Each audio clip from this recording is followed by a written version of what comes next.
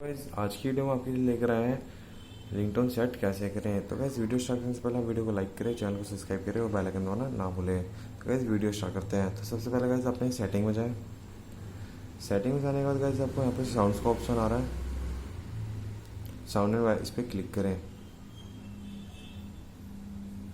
इस पर क्लिक करने के बाद गाइस आप रिंगटोन पे क्लिक करें। रिंगटोन पे क्लिक करने के बाद गाइस आप देख सकते हैं यहाँ पे इतनी सारी रिंगटोन है।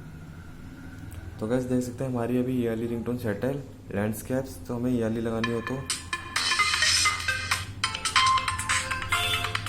गैस ये हमने सेट करने का था, ये हमारी सेट हो चुकी है। टिक का ऑप्शन अब गया सेट हो चुकी है।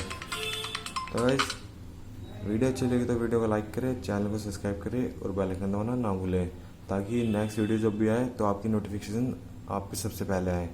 तो gas thanks for watching video, मिलते हैं नेक्स्ट वीडियो में।